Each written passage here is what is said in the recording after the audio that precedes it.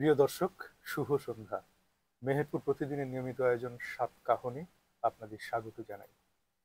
মেহেরপুর প্রতিদিনের এই সাত কাহনে আমরা মূলত শিল্প সাহিত্যের এবং শিক্ষার নানা অনুষঙ্গ নিয়ে আলোচনা করে থাকি।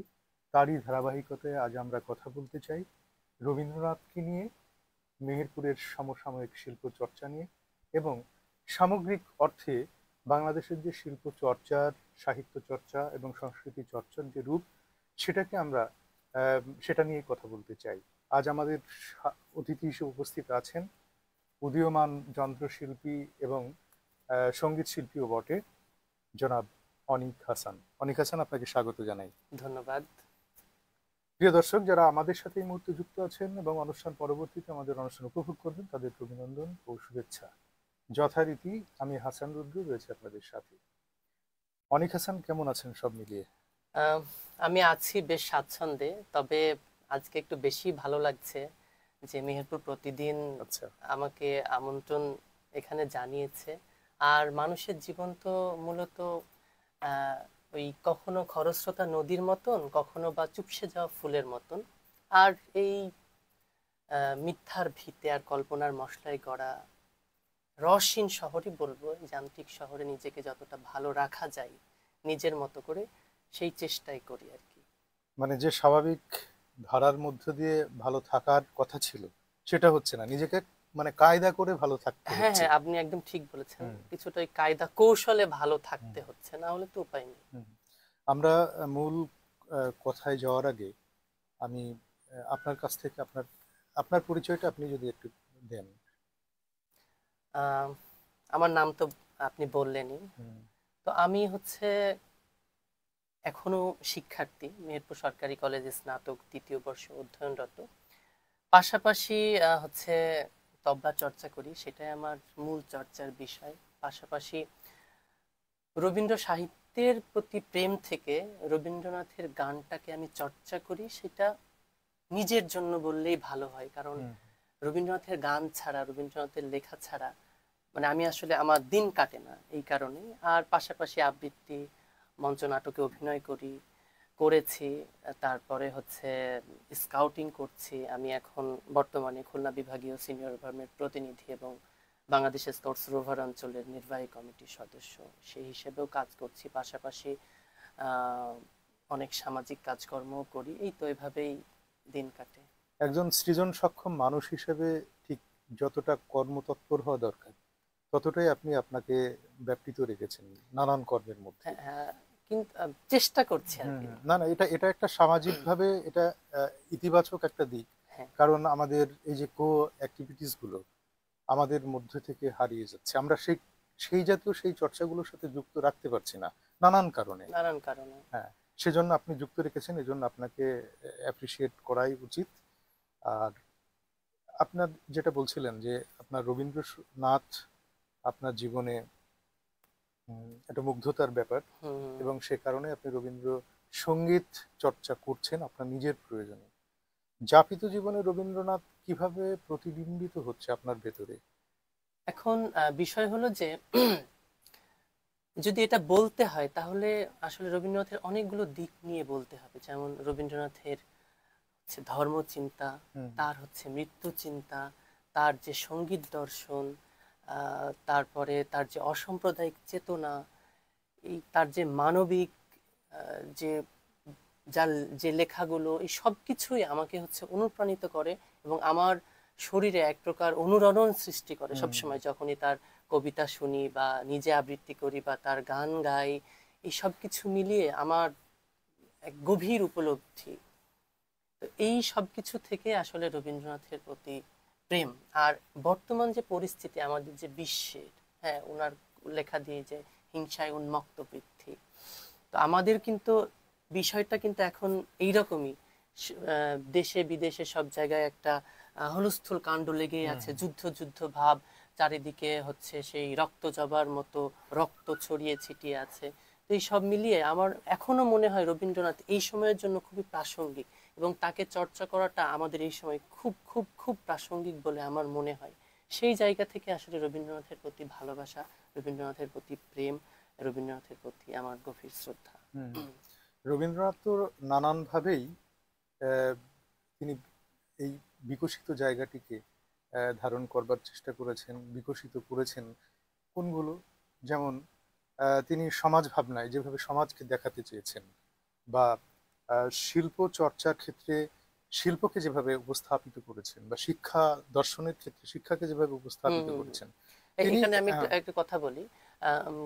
কবিগুরু হচ্ছে আমাদের যে, মানে এই যে আমরা যে শিক্ষা ব্যবস্থার মধ্যে আছি, হুম তো এই শিক্ষা ব্যবস্থার থেকে বাইরে এসে, গণ্ডির বাইরে এসে, অর্থাৎ আমরা যে পাশ্চাত্যের যে শিক্ষা ব্যবস্থার হুম মধ্যে হুম আছি, এই গণ্ডির বাইরে এসেই কিন্তু তিনি সেই সময় শান্তিনিকেতন প্রতিষ্ঠা করেছিলেন, যে মানুষ, শিক্ষার্থীরা প্রকৃতির কাছ থেকে শিখবে, গুরুর কাছ থেকে শিখবে। হুম এই যে গুরুমুখী বিদ্যা, শুধুমাত্র বই পুস্তক পড়ে না, প্রকৃতির কাছ থেকেও মানুষ শিখবে, গুরুর কাছ থেকে প্রকৃতির সান্নিধ্যে শিখবে। তারই ধারাবাহিকতায় কিন্তু তিনি শান্তিনিকেতন প্রতিষ্ঠা করেছিলেন, এবং সেইখানে শান্তিনিকেতন কিন্তু সকল ধর্ম, বর্ণ, পেশা সব মানুষের জন্য তিনি উন্মুক্ত করেছিলেন, এবং এখনো কিন্তু শান্তিনিকেতন সারা বিশ্বে জ্ঞান ছড়াচ্ছে হুম। একটি ভিন্ন আঙ্গিকে, আমরা যদি এবং ভেবে সেই দেখেন। শান্তিনিকেতনের যে শ্রেণীবিন্যাসটা, যেটা খুব শ্রেণী থেকে বের হয়ে প্রকৃতির আবহের মধ্যে হ্যাঁ হ্যাঁ হ্যাঁ। যে ক্লাস পরিচালনা করা, হুম, এটা একটা মারাত্মক দিক। অবশ্যই। জি, আসলে আমাদের র- জীবন আমরা কিভাবে আমরা যাপন করব, শিল্পসম্মত জীবন যাপন করব, সেটা রবীন্দ্রনাথই আমাদের বোধহয় বাঙালি হিসেবে শিখিয়েছেন। অবশ্যই, কারণ অনাগত কালে আরো মহত্তম হুম প্রতিভা বাংলাতে আসার আগে তিনি আমাদের শ্রেষ্ঠতম দার্শনিক, তিনি আমাদের হুম শ্রেষ্ঠতম ঋষি হিসেবে আমি মনে করি। তাই রবীন্দ্রনাথকে চর্চা করতে হবে, তাকে চেবাতে হবে, তাকে হুম ওগলাতে হবে, আবার গ্রহণ করতে হবে, না হুম হলে তো উপায় নেই। কারণ আমাদের চারিদিকে রবীন্দ্রনাথময়। আমরা যদি শ্রেষ্ঠ সাহিত্যিকের কথা বলি বাংলাতে, হুম তিনি তাই একজন দার্শনিক, তাই একজন যুগস্রষ্টা শিল্পী, একজন সঙ্গীত, তার যে সঙ্গীত দর্শন সবকিছু মিলিয়ে তিনি একদম অনন্য এবং আহ, একটা শ্রেষ্ঠতর জায়গায় আছেন, যেই কারণে চর্চা করাটা খুবই প্রয়োজন এবং হুম প্রাসঙ্গিক। হুম। আচ্ছা, আলোচনার শুরুর দিকে আপনার রবীন্দ্রনাথের কথাই যখন চলছে, এটা তো আষাঢ় আচ্ছা। শ্রাবণের একটা হুম আবহ চলছে, আমাদের হুম। বৃষ্টির বাদল ধারা।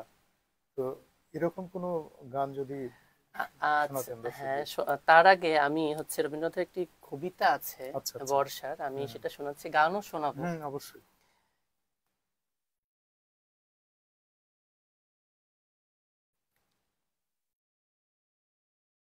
এমনও দিনে তারে বলা যায়, এমনও দিনে তারে বলা যায়, এমনও ঘন ঘোর বরিশায়, এমনও দিনে মন খোলা যায়, এমনও মেঘ স্বরে বাদল ঝড় ঝরে, তপনহীন ঘন তমসায়, সে কথা শুনিবে না কেহ আর, নিভৃত নির্জন চারিধার। এটুকুই হুম আবৃত্তি করলাম। কেন করলাম? আজকে আসতে আসতে হুম আমি বৃষ্টির কবলে পড়েছিলাম। তো এই যে বৃষ্টি বা বর্ষা, হুম এটা কিন্তু বাংলা সাহিত্যে একদম, যদি আমরা মধ্যযুগ থেকে আসি, সেখান থেকে কিন্তু এসেছে। হুম বর্ষার যে বিরহ কাতর মন, বর্ষায় মধ্যযুগের কবিতা পড়লে বা লেখা পড়লে হুম দেখা যায় যে বাড়ির যিনি কর্তা, তিনি অনেক দূরে আছেন, বর্ষার কারণে আসতে পারছেন না, হুম সেখান থেকে তিনি তার হচ্ছে বধূর জন্য তিনি লিখছেন বর্ষায়। তারপরে রবীন্দ্রনাথ থেকে শুরু করে নজরুল, বঙ্কিম, আরো হুম। শরৎ, আরো অনেক অনেক, আর কালিদাস তো কালিদাস মেঘকেই তো দূত করে তার প্রিয়ার কাছে লিখেছেন। পত্র হ্যাঁ লিখেছেন। হ্যাঁ হ্যাঁ। হ্যাঁ, সেটাই হুম বলছি। তো সব মিলিয়ে এই বর্ষাটা বাঙালির জীবনে হুম হুম খুব, মানে দাগ কেটে যায় বলে হুম আমার মনে হয়, হুম। আমি বুঝতে পারি। যেটা যে কবিতাটি উদ্ধৃত করলেন, হ্যাঁ, হুম, সে কবিতার বোধহয় আরেকটা লাইন সম্ভবত, যে দুজনে মুখোমুখি গভীর গভীর দুঃখে দুঃখে, দুঃখের দুঃখী, হ্যাঁ, আকাশে জল ঝরে অনিবার। অনিবার। খুব চমৎকার আসলে। রোমান্টিকতা এলে তারপরে এই জীবনের প্রেম, বিরহ, স্মৃতিকাতরতা, সমস্ত কিছু রবীন্দ্রনাথ ছাড়া যেন আমাদের প্রকাশ অসম্ভব। সম্ভব। কারণ প্রতিটি শাখায় তার গান কবিতা আছে, হুম কি হুম বা বর্ষা, শরৎ, বসন্ত, হুম হেমন্ত, গ্রীষ্ম, হুম মানে আর প্রেম, বিরহ, তারপরে ঈশ্বর উপলব্ধি থেকে শুরু করে পথ পথিক, আহ, মানে নানান, মানে তার যে সৃষ্টির উচ্চতা, সেটা হুম আসলে ভাবনা চিন্তা করা যাবে না। মানে তার সৃষ্টির, মানে অকুল অকুল স্পর্শ করা হুম। একজন সাধারণ মানুষের পক্ষে কখনোই সম্ভব না। আসলে তার যে সৃষ্টিক্ষেত্র, উপন্যাসের কথা যদি বলি, আহ, চোখের বালি কিংবা নৌকাডুবি কিংবা শেষের কবিতা কিংবা গোরা, হুম, আবার প্রবন্ধ, বিচিত্র প্রবন্ধ, সেখানে নানানভাবে জীবনের নানান দিকগুলো। পর্যায়গুলো উন্মোচিত হয়েছে। হ্যাঁ, আবার যখন কবিতায় আসি, সেখানে রোমান্টিকতা যেমন এসছে, জীবনের নানান স্তরগুলো নানানভাবে উপস্থাপিত হয়েছে। সে ক্যামেলিয়া হোক, সে হঠাৎ দেখা হোক, হ্যাঁ, হ্যাঁ, হ্যাঁ। সে কিনুগোয়ালার গলি হোক, রবীন্দ্রনাথ মানেই জীবনের গভীর তলদেশে হাত রেখে অনুভূতিকে স্পর্শ করা। স্পর্শ করা মানে এটা, তার জি, গান কবিতা যে শুধু পড়ে ফেললাম শেষ না, তার হুম হুম তার গান কবিতা যেন হৃদয়ে বয়ে নিয়ে বেড়াতে হয় সব হুম সময়, হুম হৃদয়ে ধারণ করতে হয়। তার মানে তার যদি আমি মানে সঙ্গীত দর্শন নিয়ে কথা বলি, তার হচ্ছে সঙ্গীত দর্শন একদিকে হচ্ছে ধ্রুপদী, হুম হুম একদিকে হচ্ছে রোমান্টিক, একদিকে হলো সাহিত্যিক। এই যে আর যদি তার সুর নিয়ে কথা বলি, তার সুরের মধ্যে এসছে হচ্ছে পাশ্চাত্য পাশ্চাত্য, হ্যাঁ, এসছে। তারপরে আরেকটা বড় বিষয় হলো, আমি রবীন্দ্রনাথকে সঙ্গীত বিপ্লবী বলি। হুম কেন বলি? কারণ তিনি ভারতীয় যে রাগ সঙ্গীতের সকল হুম প্রকার অনরতাকে ভেঙে হুম একটা নতুন ধারার সঙ্গীত তিনি সৃষ্টি করেছিলেন, হুম যেটা যেটা হচ্ছে আমরা রবীন্দ্রসঙ্গীত হিসেবে জানি।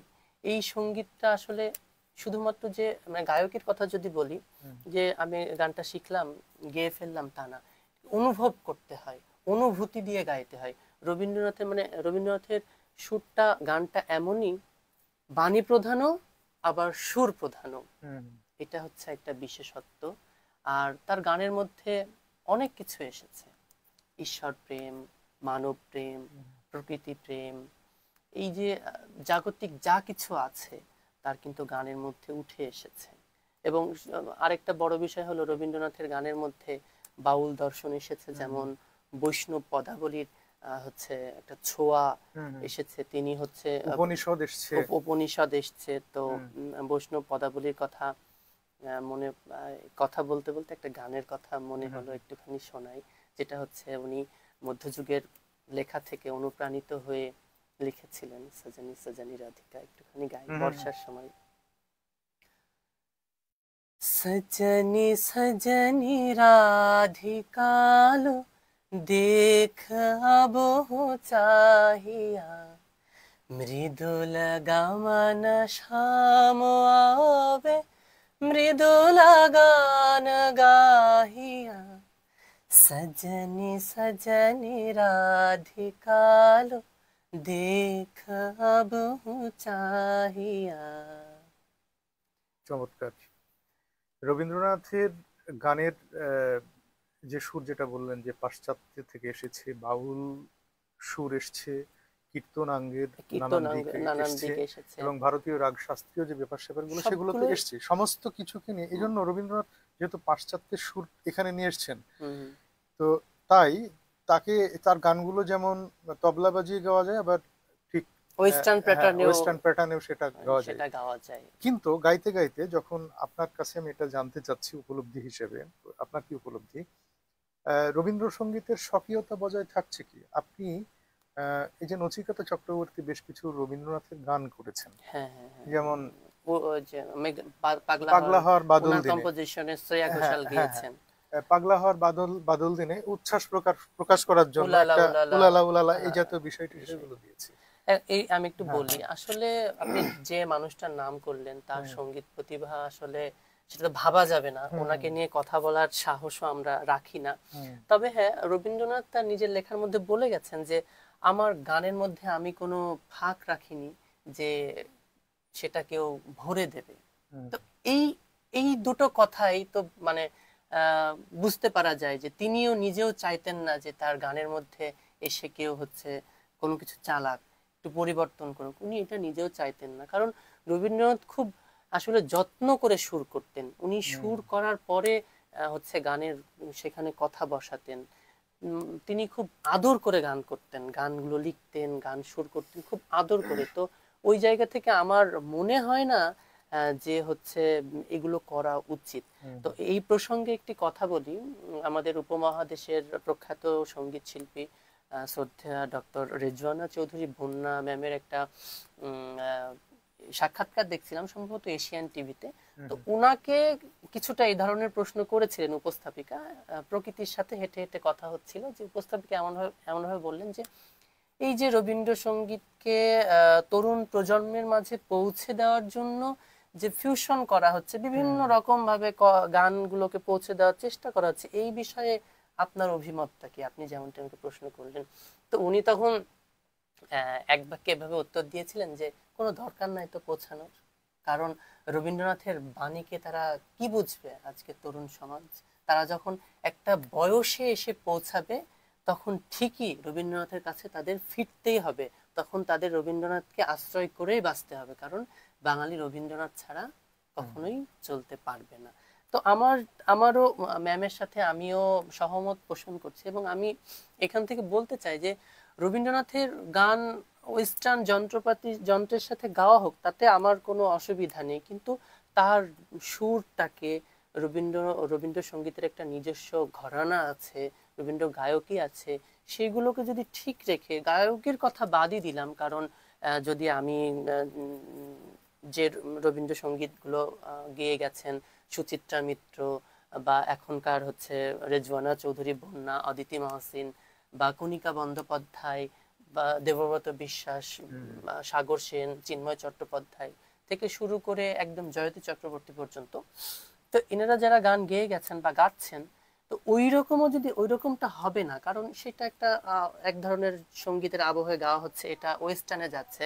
তো হুম, সেই জায়গা থেকে আমার মনে হয় যে অন্ততপক্ষে সুরটা যদি ঠিক রেখে গাওয়া যায়, তাহলে হয়তো ওই রবীন্দ্রনাথ যেটা বলে গেছেন যে আমি আমার গানে কোনো ফাঁক রাখিনি, যে যে কেউ সেটা ভরে দেবে, তাহলে কিন্তু ওনাকে মানা হয়, হুম, হুম, ওনার প্রতি শ্রদ্ধা রাখা হয়। হুম। আর কারো সৃষ্টি প্রতি হস্তক্ষেপ করা আমার মনে হয় ঠিক না, কারণ আপনি একটা জিনিস সৃষ্টি করেছেন আপনার আপন মনের মাধুরী মিশিয়ে, সেটা আপনার অনুমতিহীন, আপনার কোনো অনুমতি নেই, আমি কেন ভাই ব্যবহার করবো ওইভাবে? আমরা সেই দীর্ঘ সময়ের আগে যে ম্যাকবেথ পড়ি, আহ, জি জি।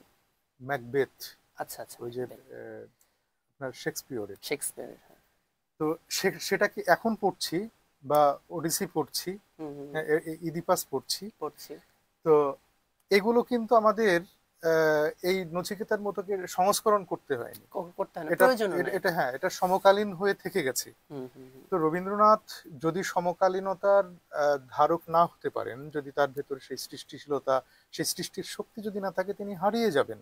তো এভাবে আমাদের এই সময়ের উপযোগী করে তাকে বাঁচিয়ে রাখতে হবে, এ দায়িত্ব কাউকে দেয়নি রবীন্দ্রনাথ। রবীন্দ্রনাথ দেয়নি। আরেকটা একটু হ্যাঁ, আমি বলি 1915টি প্রায় গান রবীন্দ্রনাথের গান লিখেছেন, হ্যাঁ লিখেছেন। হ্যাঁ হ্যাঁ। তো সেই জায়গায় দাঁড়িয়ে আমরা নয়তো এই যে এটা কি জানো, আহ, যে গানটা ওই যে নচিকেতা চক্রবর্তী হ্যাঁ, গেয়েছে, পাগলা হওয়ার হ্যাঁ, বাদল পাগলা দিনে। হওয়ার বাদল দিনে, এটা সকলে শুনেছেন, সকলের কাছে বহুল সমাদৃত বলে প্রচলিত। আমরা বুঝলাম যে এটা রবীন্দ্রনাথের গান। হুম হুম হুম, কিন্তু যদি এই 1915টার ভিতরে অজানা গান, যা অনেকেই জানেন না। শোনেননি, হুম। সেরকম গান হলে কিন্তু আমরা তো তা বুঝতাম না রবীন্দ্রনাথের, যে সেই গানটি রবীন্দ্রনাথের।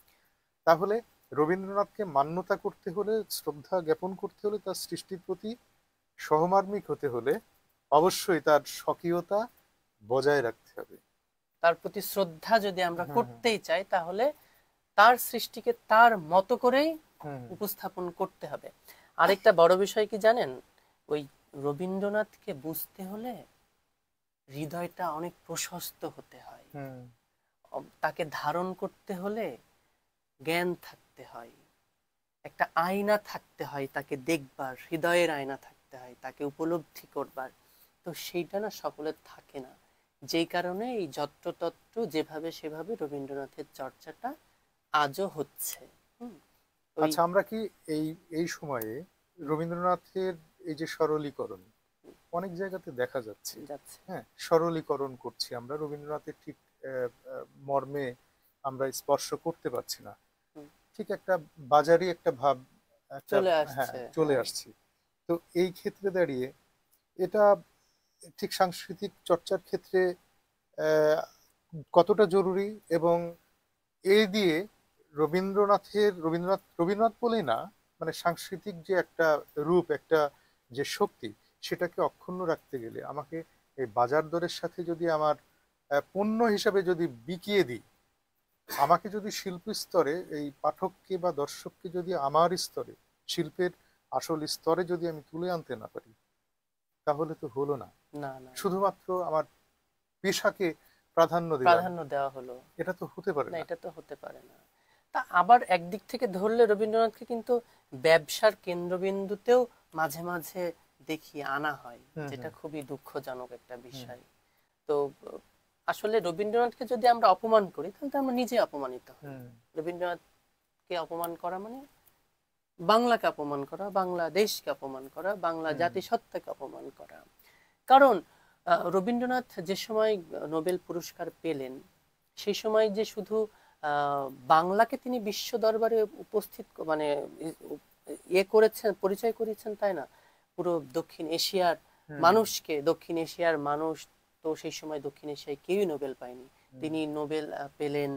পাওয়ার পরে এই যে বাঙালিদের চিনলো যে বাঙালিরাও সাহিত্য রচনা করতে পারে, এটা তো আসলে মানে পুরো বিশ্বকে অবাক করে দিয়েছিল। তো সব মিলিয়ে যে মানুষটা এই বাংলাকে বিশ্ব দরবারে নিয়ে গেলেন, বিশ্ব দরবারের মানুষের সাথে এই বাঙালিদের পরিচয় করিয়ে দিলেন, বাঙালিরা লিখতে জানে, বাঙালিরা ভালো সাহিত্যকর্ম বাঙালিদের আছে, তিনি সেটা বুঝিয়ে দিলেন, তিনি প্রমাণ করে দিলেন, তবু আজ পর্যন্ত আমরা তাকে সঠিক সম্মানটা দিতে পারিনি, সেই সময়েও আবার এই সময়। হুম। আপনি নিশ্চয়ই লক্ষ্য করবেন যে এই বর্তমান যে সময় চলছে, যে শাসন ব্যবস্থা চলছে, এর মধ্যে প্রায়ই বিতর্ক উস্কে দেওয়া হয় যে রবীন্দ্রনাথ আর নজরুল, রবীন্দ্রনাথের অপোজিট হিসাবে, প্যারালাল হিসাবে নজরুলকে উপস্থাপিত করা হয়। হুম, এক ধরনের সাম্প্রদায়িক পরিবেশ তৈরি করার চেষ্টা করা হয়। চেষ্টা করা হয়। এটা এটা এটাকে কিভাবে দেখছেন আপনি? আসলে এটা হচ্ছে ওই মানে সংকীর্ণ মানসিকতার হুম বহিঃপ্রকাশ। নজরুল হচ্ছে আমাদের দুইজন কবি আমাদের কাছে খুব অপরিহার্য একটা হুম হুম বিষয়। ওই নজরুল যদি বাংলা সাহিত্যে না আসতেন তাহলে ওই যে থাপ্পড় মারা বিষয়টা, ধমক দেওয়া বিষয়টা হুম হুম কিন্তু আসতো না। যেমন ওই যদি আমরা পঞ্চকবির দিকে যাই, ডিএল রয়, রজনীকান্ত সেন, অতুল প্রসাদ। অতুল প্রসাদ সেন, নজরুল, রবীন্দ্রনাথ, আসলে আমরা বা আমরা সবাই কিন্তু একটা কোমল মাটির মানুষ, সেই হুম জায়গা থেকে আমাদের হৃদয়টা কিন্তু খুব সফট। তো ওই জায়গায় দাঁড়িয়ে সবার আমরা যদি লেখা পড়ি, সবাই রবীন্দ্রনাথ অনেক প্রতিবাদ করেছেন, কিন্তু তার প্রতিবাদের ভাষা ঠিক আছে, কিন্তু ওই যে থাপ্পড় মারা বিষয়টা, হুম এটা কিন্তু নজরুলের কাছ থেকে এসেছেন, যে কথা দিয়েও থাপ্পড় মারা যায়, হুম বলবীর বা আরো, লাথিমার ভাঙরে হ্যাঁ, তালা। লাথিমার ভাঙরে তালা থেকে হুম শুরু করে আরো অনেক কবিতা আছে। হুম তা আপনি যে প্রশ্নটা আমাকে করলেন সেটা হচ্ছে যে রবীন্দ্র নজরুলের সম্পর্ক, আসলে নজরুল কিন্তু রবীন্দ্রনাথকে গুরুদেব বলে ডাকতেন, সম্বোধন করতেন। এবং আপনি যদি নজরুলের প্রবন্ধ লেখা পড়েন, তাহলে নিশ্চয়ই আপনি পড়েছেন, তাহলে দেখবেন যে রবীন্দ্রনাথের অনেক কবিতার, অনেক গানের, অনেক লেখার উদ্ধৃতি দিয়ে তিনি কিন্তু লেখা হুম হুম শুরু করছেন। হুম এবং তিনি যখন ব্রিটিশরা যখন তাকে জেলে বন্দি করে রাখলেন নজরুলকে, তখন কিন্তু ওই কবিগুরুর চিঠি পেয়ে, পত্র পেয়ে কিন্তু তিনি অনশন ভেঙেছিলেন, দীর্ঘ অনশন, তার কাব্যগ্রন্থ রবীন্দ্রনাথকে উৎসর্গ করেছেন। এবং বোধহয় নাটক নাটক একটা রবীন্দ্রনাথ নজরুলকে উৎসর্গ ও করেছেন। পরে উনিও উৎসর্গ হুম হুম করেছিলেন। এই যে তাদের মধ্যে কিন্তু সম্পর্কটা খুব ভালো হুম হুম ছিল, হুম কিন্তু আমাদের সংকীর্ণ আমাদের মানসিকতাটা কোন জায়গায়, যে উনি হিন্দু কবি, হুম হুম ইনি হচ্ছে মুসলিম কবি। কিন্তু পক্ষান্তরে নজরুল যতগুলো শ্যামা সঙ্গীত লিখেছেন বা অন্যান্য দেবদেবীদের নিয়ে গান লিখেছেন, হুম হুম। রবীন্দ্রনাথ কিন্তু তার ধারের কাছেও নেই। না। রবীন্দ্রনাথ কিন্তু রবীন্দ্রনাথকে হিন্দু বললে ঠিক ভুল হবে, তিনি হচ্ছে ব্রাহ্ম ধর্মের অনুসারী ছিলেন, হুম এবং তার পরিবার কিন্তু ব্রাহ্ম ধর্মের প্রতিষ্ঠাতা। তিনি হুম একেশ্বরবাদ ছিলেন, একেশ্বরবাদে বিশ্বস্ত ছিলেন। এবং আপনি যদি শান্তিনিকেতনের উপাসনা গৃহ বা শান্তিনিকেতনের মন্দির যেটাকে বলা হয়, ওখানে কিন্তু ওই রবীন্দ্রনাথের পূজা পর্যায়ের গানগুলো গেয়ে গেয়ে হুম ঈশ্বরের হুম আরাধনা করা হয়। সেখানে কিন্তু কোনো মূর্তি নেই, সেখানে কোনো দেবদেবীর আরাধনা করা হয় এক না, অদৃশ্য মহাশক্তির কাছে নিবেদন একটা করা হয়। অদৃশ্য মহাশক্তি ওই এক ঈশ্বরের কাছে কিন্তু হুম নিবেদন করা হয়। রবীন্দ্রনাথের জীবদ্দশায়ও তিনি কিন্তু ওই বলেন, মানে কখনো মূর্তি পূজা করেননি, এবং হুম তিনি মানুষের ধর্ম প্রবন্ধে বলছেন যে আমি বিশ্বাস করি না কোনো দেবতার বর ইত্যাদি ইত্যাদি এভাবে বলছেন। তা আমরা এগুলো কিন্তু পড়ি না। পক্ষান্তরে আহ, নজরুল কিন্তু অনেক দেবদেবী যেমন সরস্বতীকে নিয়ে লিখেছেন, যেমন শিবকে হুম নিয়ে লিখেছেন, আর উনার হচ্ছে কালীকে নিয়ে লেখা সব থেকে বেশি। আমি তো মনে করি যে শ্যামা সঙ্গীতের শ্রেষ্ঠ রূপকার হচ্ছে আমাদের প্রাণের কবি নজরুল।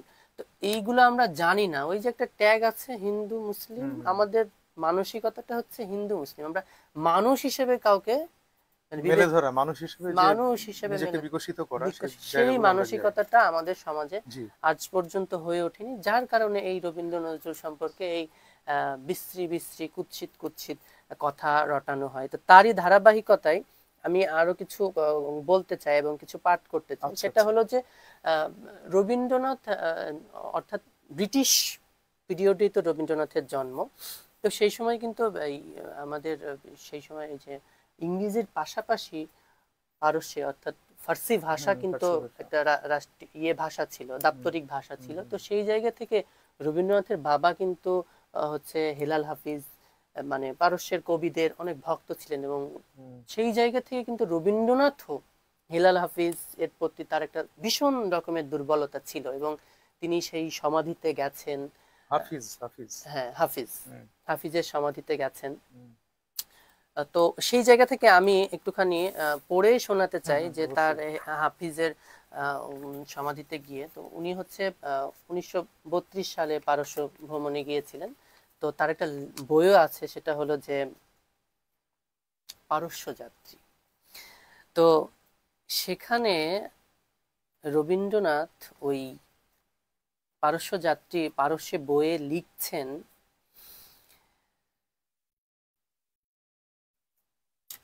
যে হচ্ছে এই সমাধির পাশে বসে আমার মনের মধ্যে একটা চমক এসে পৌঁছালো। এখনকার এই বসন্ত প্রভাতে সূর্যের আলোতে দূরকালের বসন্ত দিন থেকে রবির হাস্যোজ্জ্বল চোখের সংকেত। মনে হলো আমরা দুজন একই পান্থশালার বন্ধু, অনেকবার নানা রসের অনেক পেয়ালা ভর্তি করেছি। আমিও তো অনেকবার দেখেছি আচারনিষ্ঠ ধার্মিকদের কুটিল ভ্রুকুটি, তাদের বচন জলে আমাকে বাঁধতে পারেনি। আমি পলাতক ছুটি নিয়েছি অবাধ প্রবাহিত আনন্দের হাওয়ায়। নিশ্চিত মনে হলো আজ কত শত বৎসর পরে জীবন মৃত্যুর ব্যবধান পেরিয়ে এই কবরের পাশে এমন একজন মুসাফির এসে যে মানুষ হাফেজের চিরকালের জানালো। অর্থাৎ আমরা কিন্তু এটা পড়লে বুঝতে পারি যে হাফিজের সাথে তার আত্মিক সম্পর্কটা হুম হুম কতটুকু ছিল, এটা পড়লে কিন্তু বুঝতে পারি। আবার তিনি কিন্তু তার অসংখ্য লেখায় আমরা কিন্তু মুসলিম ধর্ম নিয়ে ছোঁয়া পাই। তার মধ্যে হচ্ছে প্রাচ্য সমাজ বলে ওনার একটা লেখা আছে, সেখান থেকে আমি একটু পড়ে শোনাচ্ছি। উনি সেখানে লিখছেন, এমন সময়ে মুহাম্মদের আবির্ভাব হইল, সত্যলোকে স্বর্গরাজ্যের আসন্ন আগমন প্রচার করিয়া লোকসমাজে একটা হুলস্থুল বাঁধাইয়া দেওয়া তাহার উদ্দেশ্য ছিল না। সে সময়ে আরব সমাজে যে উচ্ছৃঙ্খলতা ছিল তাহাই যথাসম্ভব সংযত করিতে তিনি মনোনিবেশ করিলেন।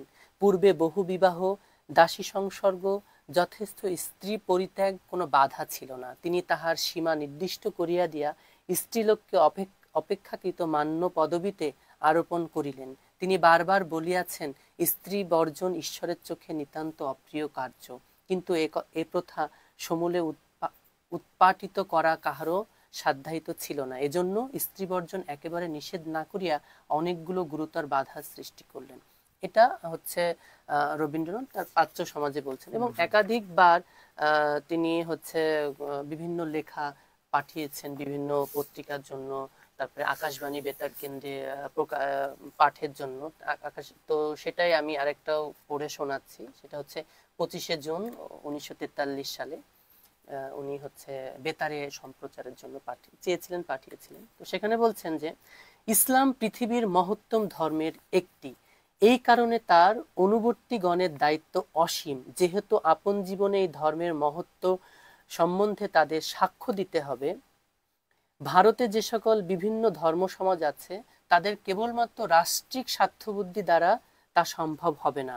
আমাদের নির্ভর করতে হবে যে সে অনুপ্রেরণার প্রতি যা ঈশ্বরের প্রিয় পাত্র মানবের বন্ধু সত্য দূতের অমর জীবন থেকে চির উৎসারিত। অর্থাৎ এই যে ঈশ্বরের প্রিয় পাত্র আর মানবের সত্য বন্ধু সত্যদূত অর্থাৎ হযরত মুহাম্মদ সাল্লাল্লাহু আলাইহি সাল্লামকে তিনি বোঝাচ্ছেন। তারপরে বলছেন যে আজকের এই পুণ্য অনুষ্ঠান উপলক্ষে মুসলিম ভাইদের সঙ্গে একযোগে ইসলামের মহারিষির উদ্দেশ্যে আমার ভক্তি উপহার অর্পণ করে উৎপীড়িত ভারতবর্ষের জন্য তার আশীর্বাদ ও শান্তি কামনা করছি। এভাবে তিনি আরো অনেক লেখা পাঠিয়েছেন অনেক জায়গাতে। তিনি এই যে বলছেন যে ইসলাম পৃথিবীর মহত্তম ধর্ম, তারপরে তিনি নবীজিকে এই যে মহারিষি বলে সম্বোধন করছেন, তিনি ঈশ্বরের প্রিয় পাত্র বলে সম্বোধন করছেন। তো এই যে আরো অনেকগুলো লেখা আছে, সময় থাকলে হয়তো ইসলাম বিদ্বেষী বানিয়ে দেবার তো এখানে কোনো কারণ না। আমি দেখি না। এবং তিনি জীবদ্দশায় কোনো মূর্তি পূজা করেননি, তিনি ওই রকম কোনো আচার ধর্ম পালন করেননি। তার কাছে ঈশ্বর যে শুধু সাধনার বিষয় তা কিন্তু ছিল না, ঈশ্বরটা ছিল একটা চর্চার বিষয়। তিনি দুঃখের মাঝে ঈশ্বরকে খুঁজেছেন, সুখের মাঝে ঈশ্বরকে খুঁজেছেন, আনন্দের মাঝে ঈশ্বরকে খুঁজেছেন, তথাপি মানুষের মধ্যে তিনি ঈশ্বরকে খুঁজেছেন। তিনি ওই মানুষকেই দেবতার আসন দিয়ে দিয়েছেন, তাই তাকে আর অন্য কিছু নিয়ে টানাটানি করতে হয় না। আমরা আসলে রবীন্দ্রনাথকে পড়ি না তো, রবীন্দ্রনাথকে জানি না তো, এই কারণে এই যে রবীন্দ্র নজরুল সম্পর্কে রবীন্দ্রনাথকে হিন্দু ট্যাগ দিয়ে, রবীন্দ্রনাথকে ভারতীয় হচ্ছে সাম্রাজ্যবাদের দালাল ট্যাগ দিয়ে, জাতীয়তাবাদের দালাল ট্যাগ দিয়ে, রবীন্দ্রনাথকে এই ইত্যাদি ইত্যাদি বিভিন্ন রকম ট্যাগ লাগিয়ে আমরা নিজেরাই নিজেদের মানে যে সংকীর্ণ মানসিকতা সেটা তুলে ধরছে। এটা একটা রাজনীতিকরণের ক্ষেত্রে দাঁড়িয়ে রবীন্দ্রনাথের প্রতি যে ট্যাগ দেওয়া হচ্ছে, এটা স্রেফ একটা রাজনীতি, একটা রাজনীতির সুবিধা গ্রহণ। অবশ্যই অবশ্যই, এছাড়া কিছুই না। তো এই প্রসঙ্গে আরেকটা কথা বলি যে শান্তিনিকেতনের যে উপাসনা গৃহ আছে সেখানে কিন্তু উনি বেঁচে থাকাকালীন এবং এখনো প্রত্যেক ধর্মের যারা মহান ঋষি আছেন তাদেরকে নিয়ে কিন্তু তাদের যে জন্ম দিবস বা আবির্ভাব দিবসে একটি নির্দিষ্ট গান পরিবেশন করা হতো এবং সেই ধর্মগ্রন্থ থেকে পাঠ করা হতো এবং তাদের উদ্দেশ্যে নীরব প্রার্থনা করা হতো এবং তাদের ওই যে বাণীগুলো পাঠ করার মাধ্যমে শিক্ষার্থীরা সেটা উপলব্ধি করতেন, সেটা নিয়ে আলোচনা করতেন। এই যে অসাম্প্রদায়িক চেতনা নিয়ে যে রবীন্দ্রনাথ চিরকাল চলেছেন, এটা কি আসলে আমাদের মানে সংকীর্ণ মানসিকতা, এটা আমাদের ধরা দেয় না, যার কারণে এই অবস্থা। রবীন্দ্রনাথকে আমরা বুঝতে চাইনি, প্রথমত মানে বুঝতে দেওয়াও হয় না। মানে না। রাজনীতি যেভাবে আমাদের সাধারণ মানুষদের সামনে রবীন্দ্রনাথকে যেভাবে উপস্থাপিত করেন সেভাবে তিনি উপস্থাপিত হন। নজরুলের এই যে বললেন যে নজরুল শ্যামা সঙ্গীত লিখেছেন, গজল, হামদ, নাথ ইত্যাদি ইত্যাদি।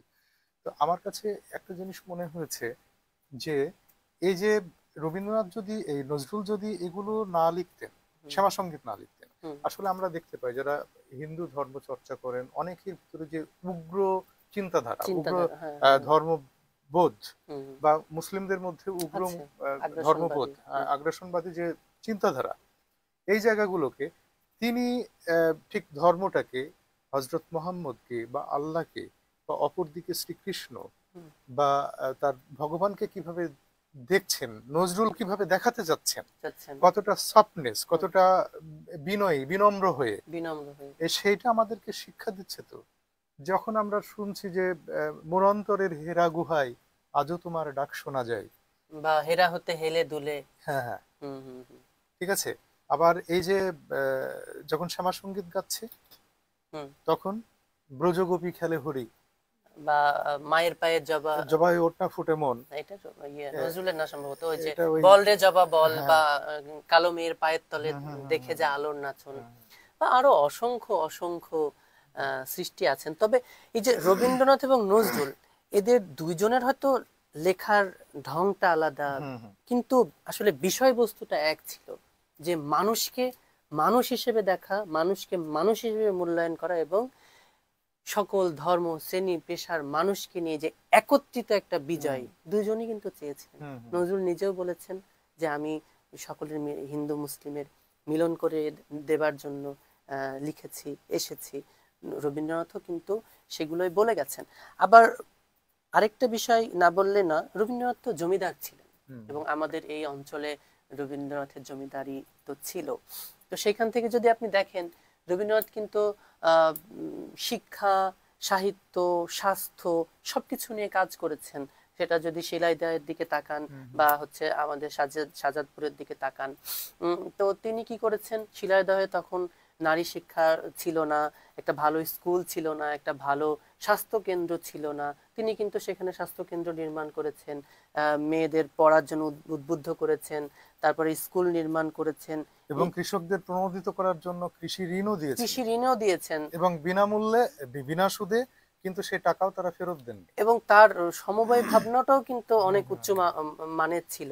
এবং এই যে সাজাদপুরে তিনি 1200 বিঘা সম্পত্তি দান করেছিলেন গোচারণ ভূমি হিসেবে। এই সবকিছু মিলিয়ে তিনি মাঝে মাঝে মনে হয় যে তিনি কৃষকের খুব ভালো বন্ধু ছিলেন। তারপরে কৃষি খাতে উন্নয়নের জন্য তার জামাইকে, ছেলেকে হচ্ছে পড়তে পাঠিয়েছিলেন।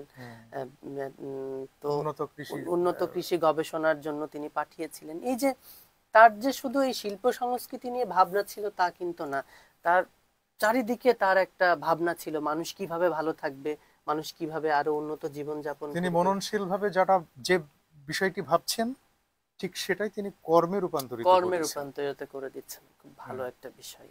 আর এই যে আমরা এমনই এক হতভাগ্য এবং অকৃতজ্ঞ, এই যে কিছুদিন আগে যে শাহজাদপুরের কাছারি বাড়ি যে কিভাবে ভয়ানকভাবে ভাঙচুর করা হলো, এই তো মাত্র 10-12 দিন বা 15-20 দিন আগে আমরা এমন একটি জায়গায়, এমন একটা সময় অবস্থান করছি। আসলে নজরুল বিবর্জিত হচ্ছেন, রবীন্দ্রনাথ বিবর্জিত হচ্ছেন। এক কথা হচ্ছে সাহিত্য সংস্কৃতির এই যে সুকুমার শিল্পকলার সাথে যুক্ত যারা যে কর্মকাণ্ডগুলো, যেটা মানুষকে বিশুদ্ধ জীবন বোধে দীক্ষিত করে, সেই জায়গাগুলোই নষ্ট করে দেওয়া হচ্ছে পরিকল্পিতভাবে। একটা প্রতিক্রিয়াশীল একটা সমাজ বিনির্মাণের ক্ষেত্রে তারা চেষ্টাটি করছেন। এটা একটা খুবই আমাদের জন্য খুবই, সব মানুষের জন্য খুবই হতাশা ব্যঞ্জক। আজ আমরা আপনার একটু মনে করিয়ে দিই, এই যে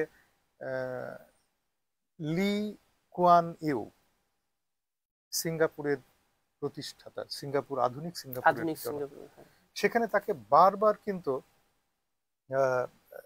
মানে ফাঁদ ফেলা হয়েছে। মালয়েশিয়া থেকে ফাঁদ ফেলা হয়েছে, ইন্দোনেশিয়া থেকে, অস্ট্রেলিয়া থেকে, ইংল্যান্ড থেকে, যে ধর্মভিত্তিক একটা জায়গা তাকে করা যায় কিনা, রাষ্ট্র ব্যবস্থা করা যায়, তা তিনি কিন্তু করেননি। না, সেখানে মালাই যেমন আছে, কি বলে, কেরালার মানুষজন আছেন, ঠিক আছে, আবার চাইনিজ আছেন, সমস্ত কিছু আছেন, কিন্তু সেখানে সেটা সেই প্রাধান্যটা দেননি। আজকে এই ধর্মহীন বলছি না, মানে ধর্মকে পুঁজি করে যে রাষ্ট্র ব্যবস্থা, সেটা তিনি করেননি। সে কারণেই আজ আমরা সিঙ্গাপুর একটা দুর্দান্ত একটা অবস্থানে দেখতে পাচ্ছি। তারপরে আপনি যদি জাপানের দিকে তাকান, তারপরে হচ্ছে যদি আমেরিকা বলেন বা কোরিয়া বলেন, তারাও কিন্তু এই যে আপনি যেটা বললেন সিঙ্গাপুরের বিষয়টা, এটা কিন্তু ওদের সাথেও প্রাসঙ্গিক, এবং তারা কিন্তু আজকে উন্নত জাতি। আজকে উন্নত শিক্ষা, উন্নত চিকিৎসা, উন্নত জীবন যাপন পদ্ধতি, সমস্ত কিছু সেখানে রয়েছে। আজ আমরা কি করতে চাচ্ছি, বাংলাদেশ কি হচ্ছে? আজকে রবীন্দ্রনাথ প্রসঙ্গে কথা বলছি, নজরুলের প্রসঙ্গে কথা বলছি, তারা তো এই যে চণ্ডীদাসের সেই যে অমর বাণী, সবার উপর মানুষ সত্য, সেটাকেই তো তারা লালন করেছেন। সিঙ্গাপুরে সেটাই করা হয়েছে, মানুষ বাঁচবে, মানুষ বাঁচবে। এবার কি গান শোনাচ্ছেন? তো রবীন্দ্রনাথের তো অনেক গান আছে, আমি হচ্ছে পদাবলী একটা শুনিয়েছি। তো এবার একটি মানে পূজা পর্যায়ের গান, রবীন্দ্রনাথের ঈশ্বর ভাবনাটা বোঝানোর জন্য একটুখানি গিয়ে শোনাই। তোমার অসীমে প্রাণ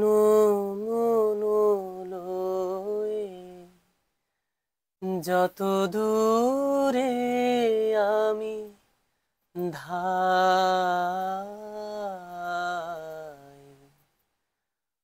কোথাও দুঃখ, কোথাও মৃত্যু,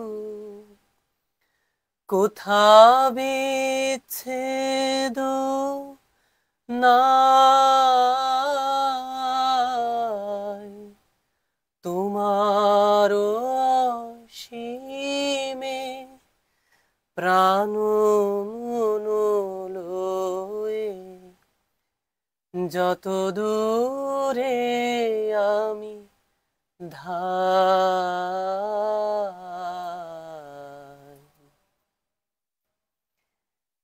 খুবই অসাধারণ একটি তো এই গান। গানটা সম্পর্কে আমি একটুখানি বলতে চাই হুম, হুম।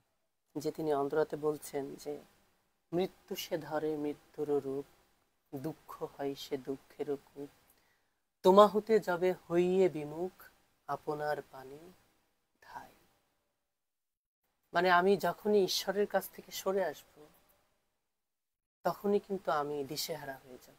হুম, আর এই যে প্রথমে তিনি বললেন যে তোমারও অসীমে প্রাণমনে লয়ে যত দূরে আমি যাই, কোথাও দুঃখ নেই, কোথাও মৃত্যু নেই, কোথাও জরা বিষাদ, কোনো কিছু নেই আমি যদি ঈশ্বরের সাথে থাকি। আর ঈশ্বরের সাথে থাকা মানে কি?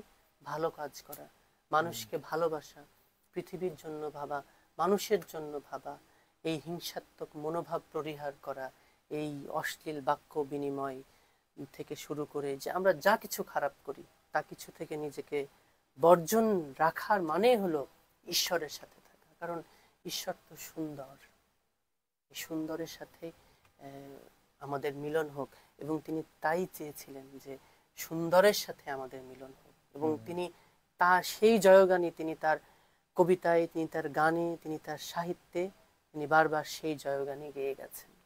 আবার আমরা যদি তার মৃত্যু চিন্তা নিয়ে কথা বলি, আমার খুব ভালো লাগে তার মৃত্যু চিন্তা নিয়ে পড়তে, তার মৃত্যু চিন্তা নিয়ে ভাবতে। তিনি তার একটা লেখার মধ্যে বলছেন যে জীবনকে তোর ভরে নিতে মরণ আঘাত পেতেই হবে। আবার তিনি ওই যে নৈবদ্যে কাব্যগ্রন্থে মরণ কবিতায় তিনি বলছেন মরণ যে তুহু মম শ্যাম সমান। এই যে যদি আমি যেটি একটু আগে বললাম যে জীবনকে তোর ভরে নিতে মরণাঘাত পেতেই হবে, অর্থাৎ একটি মানুষ তার জীবদ্দশায় কখনো পূর্ণ হতে পারে না। আজকে আমার একতলা বাড়ি আছে, কালকে 2 তলা চাই, তারপর দিন 3 তলা। এই যে অসীম চাওয়া, অসীম চাওয়া, এই চাওয়ার মানুষের শেষ নেই। তাই তিনি বলছেন যে জীবনকে তোর ভরে নিতে মরণাঘাত পেতেই হবে, অর্থাৎ মৃত্যু এসেই জীবনকে পূর্ণতা দান করে। মৃত্যুই মানুষকে পূর্ণতা পায়। এই মৃত্যুর মাধ্যমে মানুষ মৃত্যু নিয়ে নানান যে রূপ, হ্যাঁ হ্যাঁ মৃত্যু ভাবনা হ্যাঁ রবীন্দ্রনাথের নানানভাবে বিকশিত হয়েছে। নানানভাবে। কিন্তু নজরুলের ক্ষেত্রে বোধহয় খানিকটা ব্যতিক্রম আছে। নজরুল মৃত্যু নিয়ে বিলাসিতা ঠিক সেভাবে করেননি, বা করতে সময় পাননি, বা কি কারণে করেননি সেটা তিনিই ভালো জানেন। তো সেভাবে এই বিলাসিতা দেখা যায় না। আসলে নজরুল তো সবসময় মানুষের নানান বিষয়গুলো নিয়ে, নানান অধিকার নিয়ে কথা বলেছেন। রবীন্দ্রনাথও বলেছেন তার অবশ্যই মতো বলেছেন। করে। আচ্ছা, এই প্রসঙ্গে আমি একটা কথা বলি, সেটা হচ্ছে যে সমসাময়িক নানা ইস্যুতে নজরুলের গান ব্যবহৃত হয় এবং হয়ে আসছে বিভিন্ন আন্দোলনে। রবীন্দ্রনাথেরও অনেক গান ব্যবহার হয়ে এসেছে, কিন্তু ইদানিং দেখি যে কোনো কিছুতে রবীন্দ্রনাথের গান আসে না। তো আমি এটা নিয়ে ভাবনা চিন্তা করলাম যে কেন আসে না। রবীন্দ্রনাথের তো অনেক গণজাগরণের গান আছে, অনেক ভালো ভালো কথার গান আছে, অনেক মানে একদম স্পিডের গান আছে, অনেক ভালো ভালো গান আসলেই আছে। তো পরে ভেবে দেখলাম যে ওনার যে বাক্য চয়ন, ওনার যে শব্দ গঠন, এইটা আমাদের বর্তমান প্রজন্ম হয়তো বুঝতে পারে না, নিতে পারে না। এই কারণে রবীন্দ্রনাথ মাঝে মাঝে অপ্রাসঙ্গিক থেকে যাচ্ছে।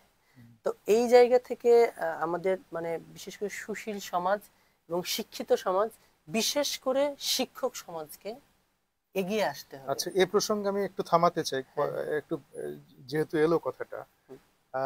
এই যে বর্তমান প্রজন্ম এটা গ্রহণ করতে চায় না, বা গ্রহণ করবার পরিবেশে তাদের রাখা হয় না। আপনি কিন্তু বর্তমান প্রজন্মের বাইরে নয়, কেবল তৃতীয় বর্ষের ছাত্র। আমি বলি, সহপাঠীদের মাঝে সাংস্কৃতিক প্রবাহ রয়েছে, আপনি যেটাকে ধারণ করছেন, যে রবীন্দ্রনাথকে ধারণ করছেন, যে সাংস্কৃতিক পরিবেশ, আপনি কি দেখতে পান আপনার সহপাঠীদের মধ্যে সেটা গ্রুমিং করতে? না না না, ওরা হয়তো ওই গানটা করে, আমারও পরানো যাহা চাই, হ্যাঁ, তুমি একটা তাই ওটা তুমি ওটা তাই তো গো। যারা ওটা তো হ্যাঁ, ওই গানটা তো বাসের যিনি হেল্পার তিনি তিনিও গাইতে পারেন।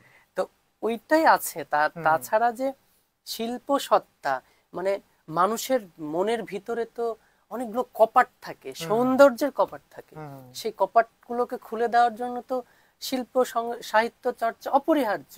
তো সেটা তারা করে না বলেই কিন্তু দেখতে পান যে এই উগ্র মানসিকতা, উত্তপ্ত বাক্য বিনিময়, হুম হুম অশ্লীল কিছু, কোথাও বসলেই শুধু নারী নিয়ে কথা হয়, নারীর হুম বিভিন্ন অঙ্গ প্রত্যঙ্গ নিয়ে কথা হয়। এটা কেন হয়?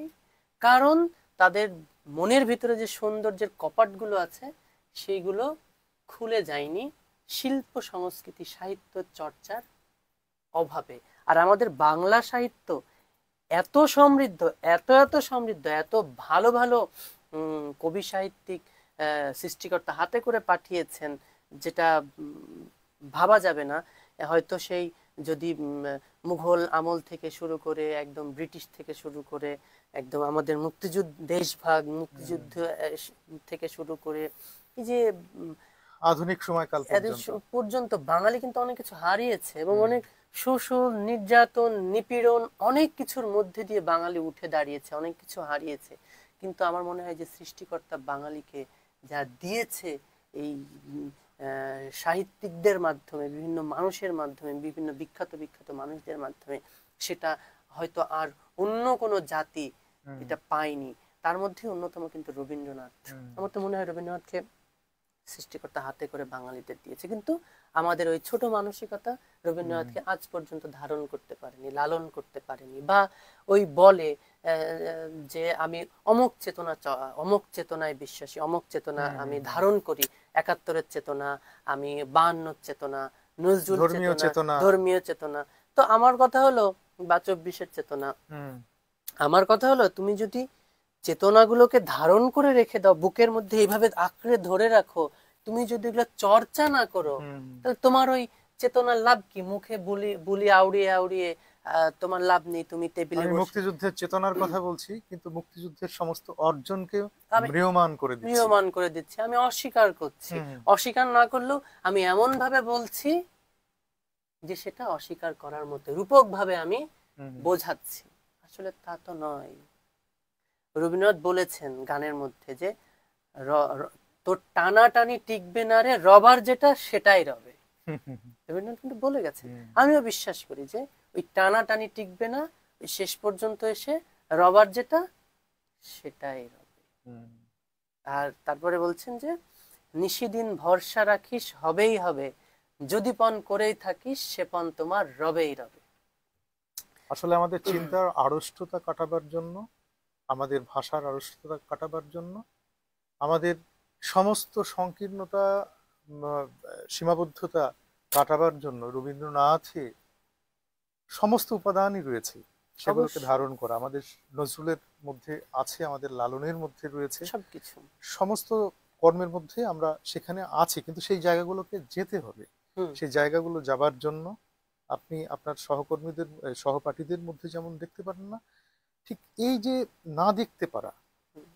এগুলো না ধারণ করা, এই বিষয়গুলো আমাদের জন্য যেমন দুঃখজনক, এ দায় কিন্তু এই ছাত্রছাত্রীরা যেমন আছে, তেমনি তার অভিভাবকরা, তার আহ, শিক্ষাদাতা যারা, তারা এই সমস্ত এনভায়রনমেন্টই দায়ী। এই প্রসঙ্গে একটুখানি বলি। হুম হেমন্ত মুখোপাধ্যায়ের একটা খুব জনপ্রিয় গান আছে, হুম আপনিও শুনেছেন, যে ওই খিড়কি থেকে সিংহদুয়ার এই তোমাদের আসা যাওয়া, এর হুম বাইরেও জগৎ আছে তোমরা তা দেখোনি। তো এই ধরনের আর কি, খুব একটা ভালো মনে নেই। তা আমাদের বর্তমান সমাজে মেহেরপুরের পরিপ্রেক্ষিতে যদি বলি, ওই মানুষগুলো ওই রকমই, যে হুম ওই ঘরের দরজা থেকে মেইন গেট, হুম এই যে ওদের যাতায়াত, এর বাইরেও যে একটা বঙ্গোপসাগর আছে, হুম কক্সেস বাজার আছে, ওরা তা জানে না। ওরা বাড়ির পাশে দেখেছে কুয়া বা হুম। ইদারা কাটা, ওখান থেকে পানি তোলে।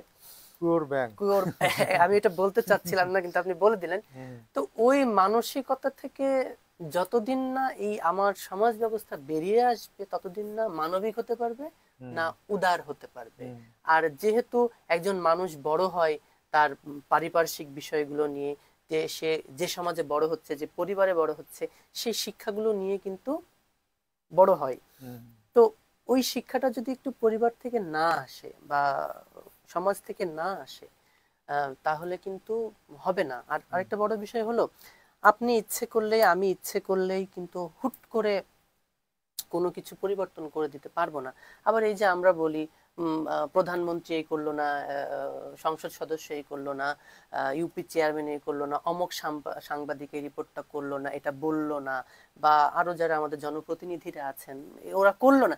এই যে আমরা সারাদিন বলি করলো না, করলো না, হুম। করলো না, নিজের দায়টা অন্যের কাঁধে চাপিয়ে দেওয়া। চাপিয়ে দিচ্ছি। কিন্তু আমরা কি করছি, আমি পারবো না 10 জন মানুষকে হচ্ছে ভালো করতে, কিন্তু আমি যদি একজনকে ধরি গ্রুমিং করে হুম, তার মধ্যে চেতনার বিকাশ ঘটাতে, তো অবশ্যই হুম, পারবো। হুম। একজন সফলতা তো ওই জায়গাতে, কিন্তু ওইভাবে আমরা কখনো ভাবি না। কিন্তু অন্যকে আমি নাই বা করলাম, নিজের ব্যক্তি জীবনে যদি চর্চাটা করি, অন্তত আমি অন্তত যেটাকে ধারণ করি হ্যাঁ, হ্যাঁ, সেটা যদি আমি বাস্তবায়ন ঘটাই, তাহলে তার দেখা দেখি তো করবে। এই জন্য একটা কবিতা আছে যে স্বর্গ আমার জন্ম নিল মাটির মায়ের কোলে, আকাশে সেই খবর ছড়ে, আহ, বাতাসে হিন্দোলে। হিন্দুলে। তো এই ধরনের আমার ভেতরে যদি স্বর্গ জন্ম নেয়, সত্য সুন্দর জন্ম নেয়, অবশ্যই তার স্পর্শ, তার বিকাশ আকাশে বাতাসে ছড়িয়ে যাবে। অবশ্যই। তো অনিক হাসান, আমরা অনুষ্ঠানে প্রায় শেষ প্রান্তে এসেছি। আপনার সাথে অনেকগুলো বিষয় নিয়ে কথা বলবার আহ, প্রয়াস ছিল, বিশেষ করে মেহেরপুরের শিল্প সাহিত্য চর্চা, সারা বাংলাদেশের শিল্প সাহিত্য চর্চা। আমরা রবীন্দ্রনাথেই আটকে থেকেছি অনেকখানি, এবং কিছুটা। হ্যাঁ, আরো সামনে অনুষ্ঠানে কোনো আয়োজনে আপনার সাথে অনেক কথা হবে, অনেক আলোচনা হবে। তো দর্শকদের উদ্দেশ্যে যদি কিছু বলেন।